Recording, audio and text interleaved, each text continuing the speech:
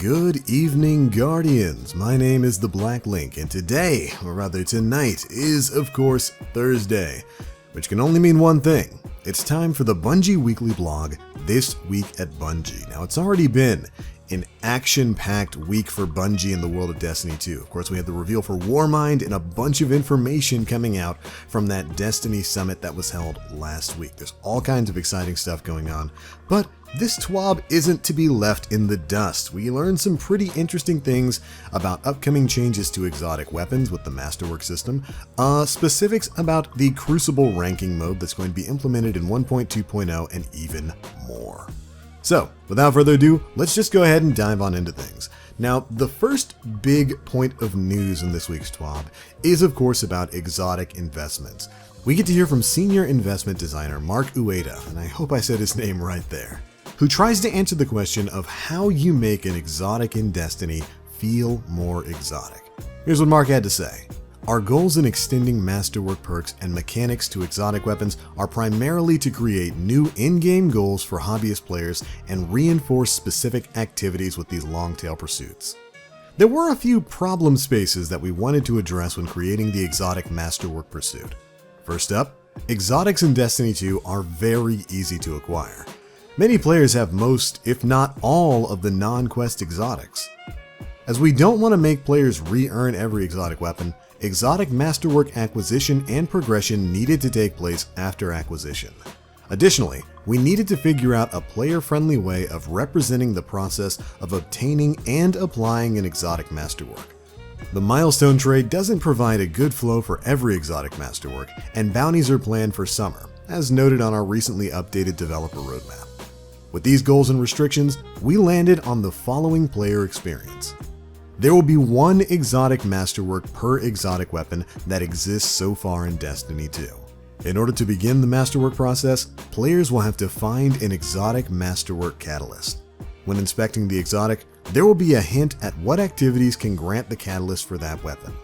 Not all exotic Masterworks have the same drop rates. Some exotic Masterwork weapons are guaranteed after a certain amount of engagement, while others are earned at random. Once acquired, the catalyst can be applied to immediately enable orb generation on double kills for the weapon.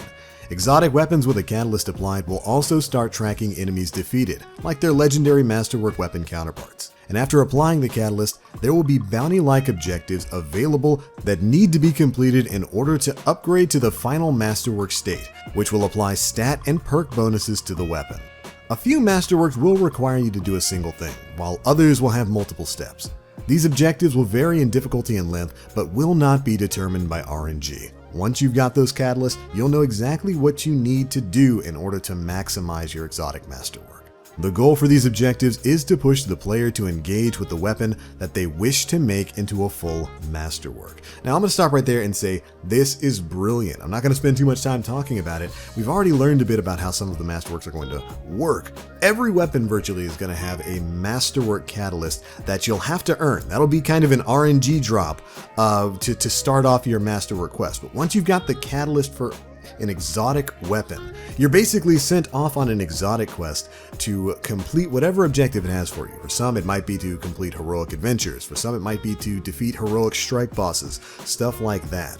The example they gave here for the Cold Heart says you simply need to defeat enemies using Cold Heart to unlock this upgrade. And when you complete this sort of hidden exotic quest, it's going to change the stats of the weapon and add a new perk that might even change the entire way the weapon works. I love this. One of the problems with Destiny 2 is, of course, the fact that exotics are a little too easy to get. They talk about that in the TWAB here. And I think this is a perfect way of taking those exotics that are already in the hands of players out there, giving them a reason to play with those exotics, giving them a reason to go into certain activities with those exotics, and then giving them a worthwhile reward for grinding it out with those exotics. This is brilliant. One of the problems with exotics in Destiny 2 is that a lot of them kind of feel generic. They don't feel very exotic, and of course they're super easy to get. Bungie's essentially killing two birds with one stone here by saying, okay, you've already got the exotics. We can't take those away from you.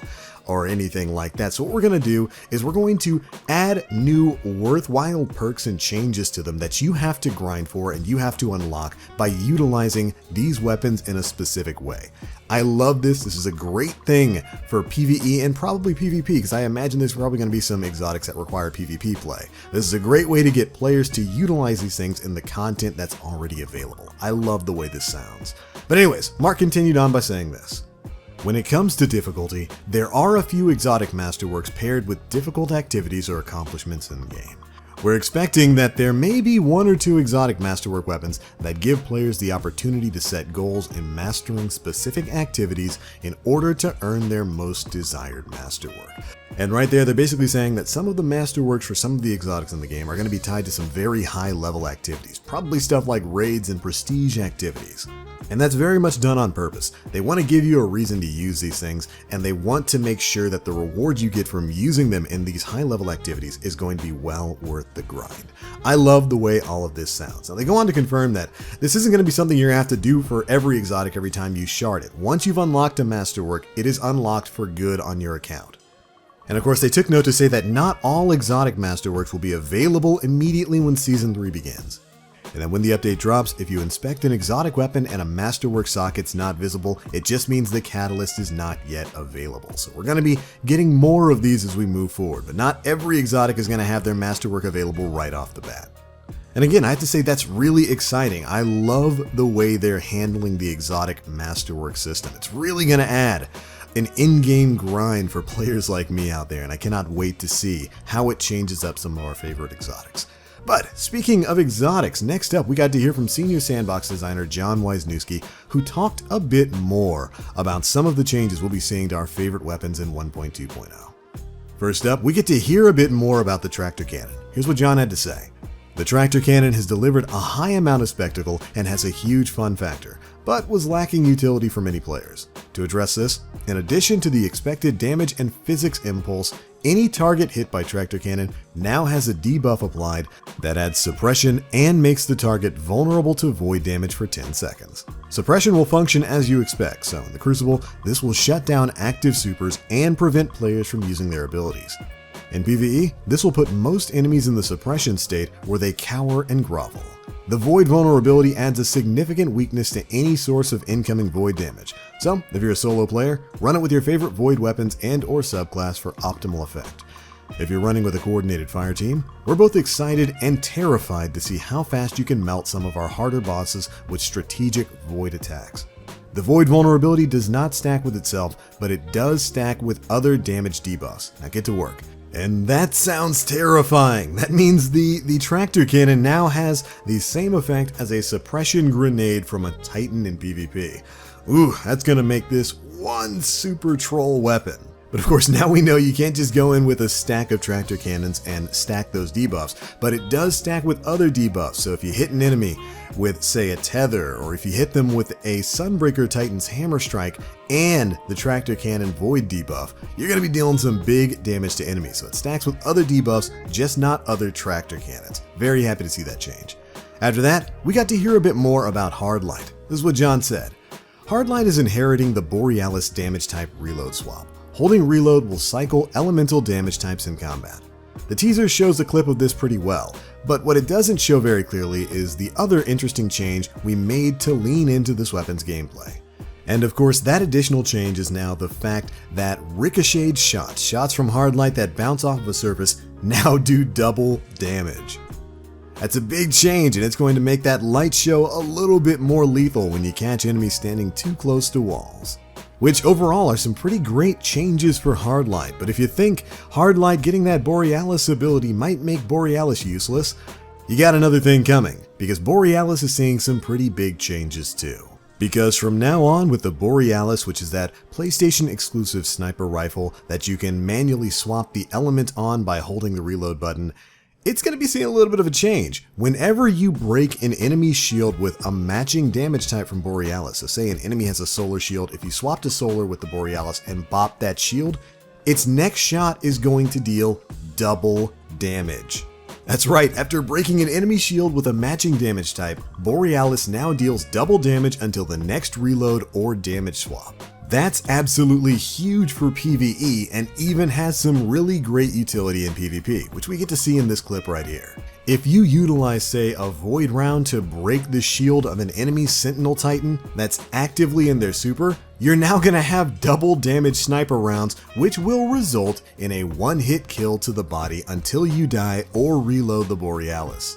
Now, John admits that this is going to be pretty rare to pull off and will require a fair amount of predictive awareness, but that's still a pretty powerful ability for a sniper rifle in PvP. We can all remember the days of final round snipers where everybody would just go in, fire off all their rounds till they had that final lucky bullet where you could one-shot someone to the body. That was insanely desirable, and that's basically what Borealis is going to be able to do. So if you're somebody who's aware of your surroundings, you see maybe a Warlock pop their Dawn Blade, you've got your Borealis ammo, you swap that thing over to Solar, you land one shot on that Warlock, boom, their shield's broken, you matched up that element, now you've got a double damage sniper rifle that you can one-shot body shot anyone in the game.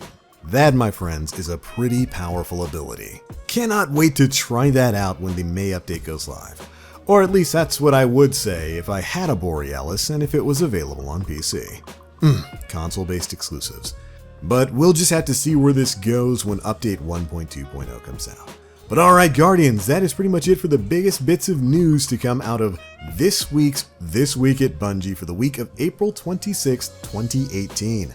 There's a lot of stuff in here, a lot of stuff to unpack. And of course we are getting Iron Banner back on May 1st. It's going to go until May 8th, right when the DLC comes out. It's going to be 6v6 control, and I think they also made a statement saying, like, every foreseeable Iron Banner for the future is going to be 6v6, so if you enjoyed it, congratulations. If you didn't, rip.